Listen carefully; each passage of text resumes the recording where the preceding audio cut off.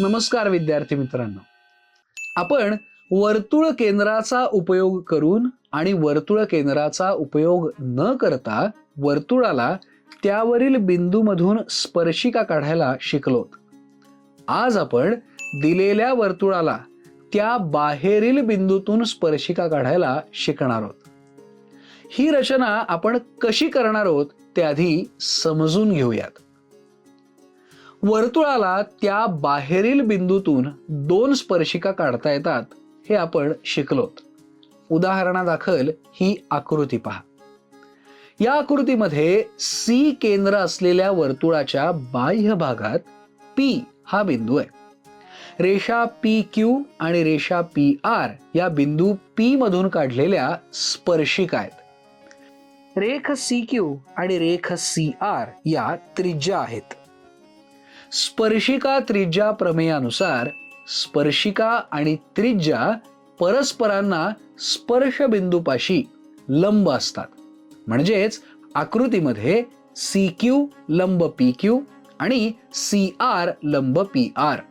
म्हणून आकृतीमध्ये कोन CQP आणि कोन CRP हे दोनही कोन काटकोन आहेत. म्हणून त्रिकोण CQP आणि त्रिकोण CRP हे दोन्ही त्रिकोण काटकोन त्रिकोण आहेत. रेख CP हा या दोन्ही त्रिकोणांचा कर्ण आहे. जर आपण रेख CP चा मध्यबिंदू हे केंद्र घेऊन वर्तुळ काढलं तर त्या वर्तुळाचा रेख CP हा व्यास असेल. म्हणजेच कंस CQP आणि कंस CRP ही अर्धवर्तुळ असतील. तुम्हाला माहितीच आहे की अर्धवर्तुळात अंतर्लिखित केलेला कोन हा काटकोन असतो. म्हणजेच रेख CP हा व्यास असलेलं वर्तुळ C केंद्र असलेल्या वर्तुळाला ज्या दोन बिंदूंमध्ये छेदेल ते छेदनबिंदू म्हणजेच P बिंदूतून काढलेल्या स्पर्शिकेचे स्पर्शबिंदू असतील.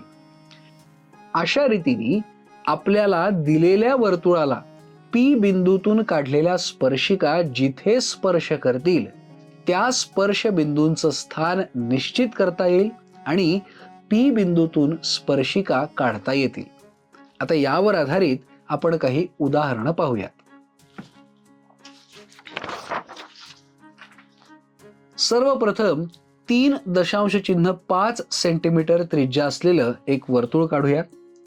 या वर्तुळ केंद्रापासून 8 सेंटीमीटर अंतरावरील बिंदूतून आपल्याला वर्तुळाला स्पर्शिका काढायची. आपण रचनेच्या पायऱ्या समजून घेत ही रचना करूयात. कंपासमध्ये 3.5 सेंटीमीटर इतकं अंतर घेऊयात आणि तेवढी त्रिज्या असलेलं वर्तुळ काढूयात.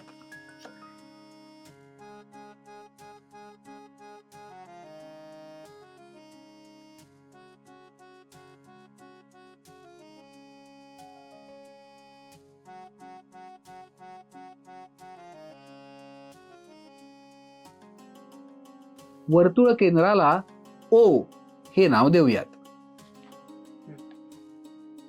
O या वर्तुळ केंद्रापासून 8 सेंटीमीटर अंतरावर P हा बिंदू घेऊयात. रेख OP जोडूयात.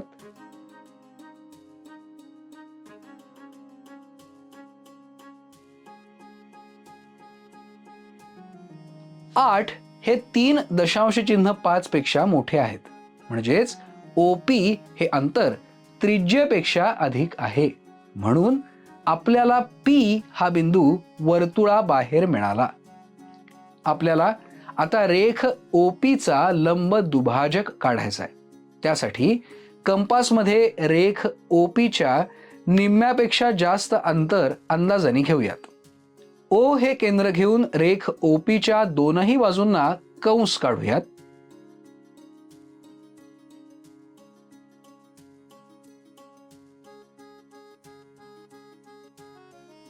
हेच अंतर कायम ठेवून P हे केंद्र घेऊन रेख OP च्या दोनही बाजूंना कंस काढूयात.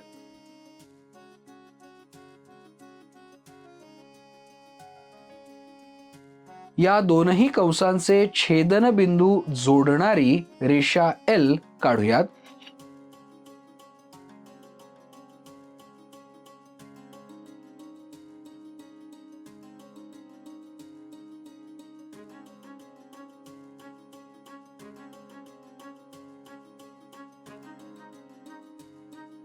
रेषा एल ही रेख ओपीचा लंब दुभाजक आहे.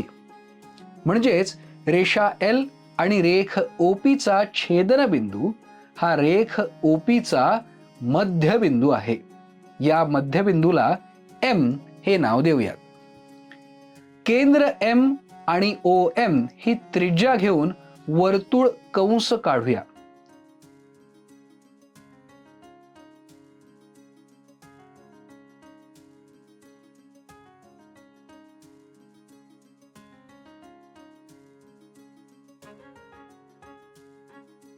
हा वर्तुळ कंस ओ केंद्र असलेल्या वर्तुळाला दोन बिंदूंमध्ये छेदतो. या बिंदूंना अनुक्रमे क्यू आणि आर अशी नावं देऊयात. रेषा पी क्यू आणि रेषा पी आर काढूयात.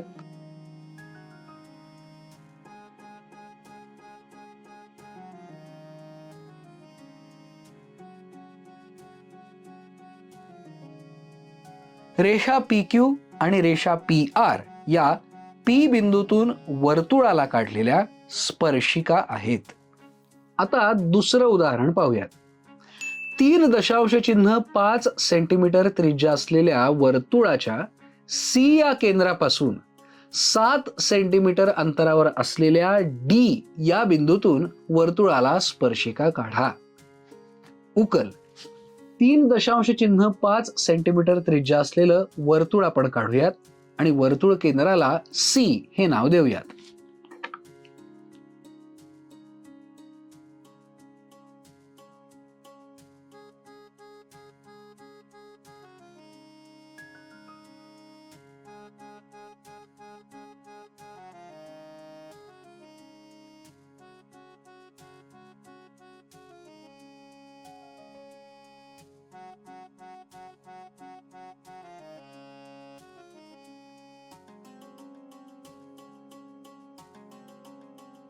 वर्तुळ केंद्र सी पासून 7 सेंटीमीटर अंतरावर डी हा बिंदू घेऊयात.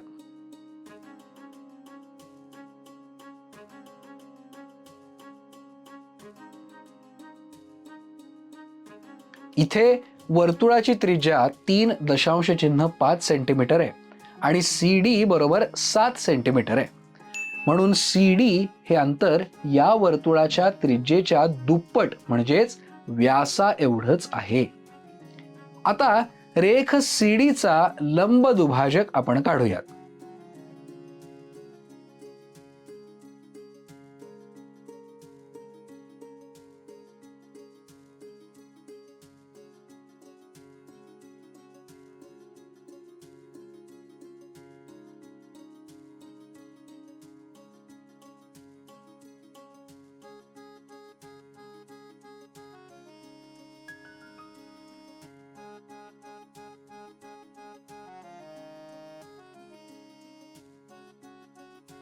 रेषा एम ही वर्तुळाची लंब दुभाजक आहे.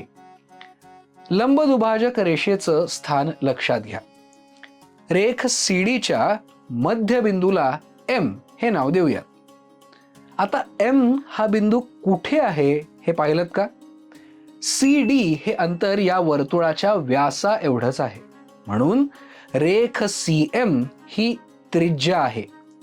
म्हणून आपल्याला एम बिंदू वर्तुळावरच मिळाला.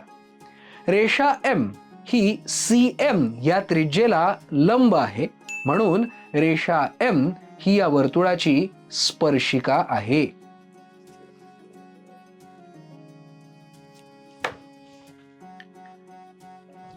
आता कंपासमध्ये सी एम किंवा एम डी एवढं अंतर घेऊयात आणि एम हे केंद्र घेऊन वर्तुळ कंस काढूयात.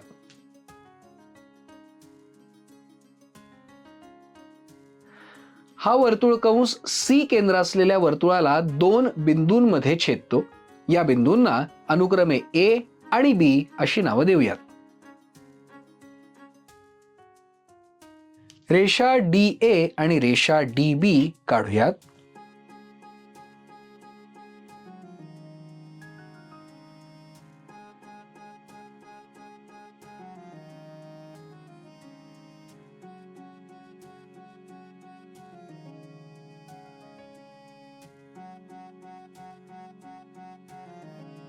रेषा DA आणि रेषा DB या D बिंदूतून वर्तुळाला काढलेल्या स्पर्शिका आहेत.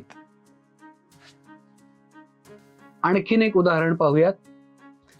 3 सेंटीमीटर त्रिज्या असलेल्या वर्तुळाच्या C या केंद्रापासून 5 सेंटीमीटर अंतरावर असलेल्या P या बिंदूतून वर्तुळाला स्पर्शिका काढा. उकल.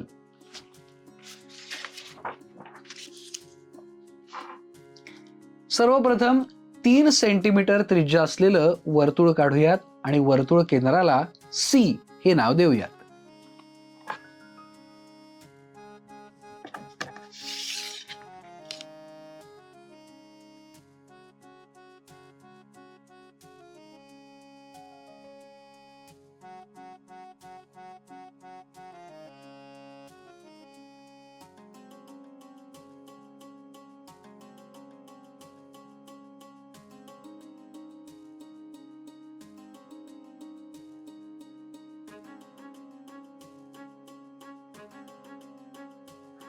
वर्तुळ केंद्र C पासून 5 सेंटीमीटर अंतरावर P हा बिंदू घेऊयात.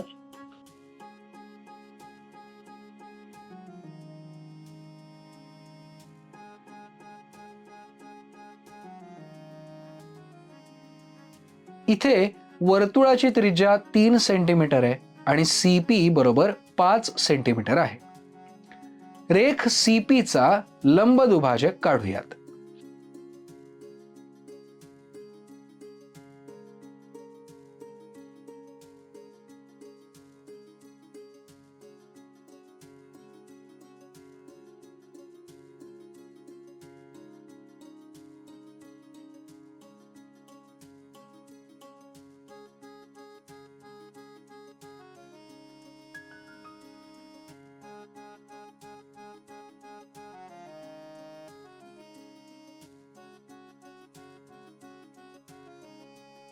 रेषा N ही वर्तुळाची लंब दुभाजक आहे. रेख CP च्या मध्यबिंदूला M हे नाव देऊयात.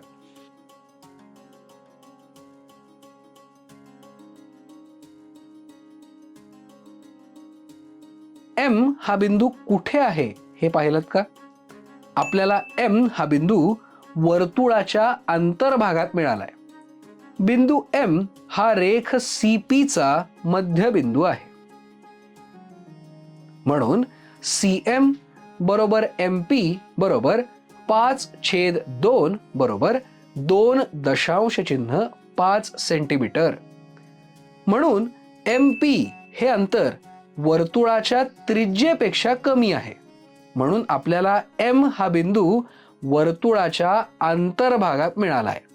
आता कंपासमध्ये CM किंवा MP एवढा अंतर घेऊयात आणि M हा केंद्र घेऊन वर्तुळ कंस काढूयात.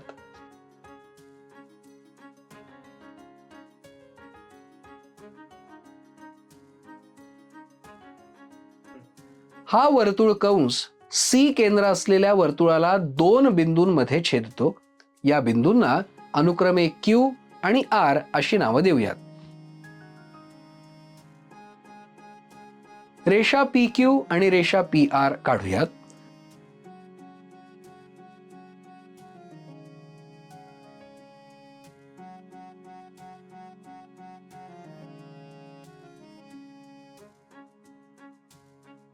रेषा PQ आणि रेषा PR या P बिंदूतून वर्तुळाला काढलेल्या स्पर्शिका आहेत. आता या तीनही उदाहरणात स्पर्शिका काढण्याची पद्धत एकच असली तरी लंब दुभाजक रेषेचं स्थान वेगवेगळं असू शकतं हे लक्षात घेऊयात. आपण काय शिकलो? आपण दिलेल्या वर्तुळाला त्या बाहेरील बिंदूतून स्पर्शिका काढायला शिकलो. स्वाध्याय. पुढील उदाहरणे सोडवा.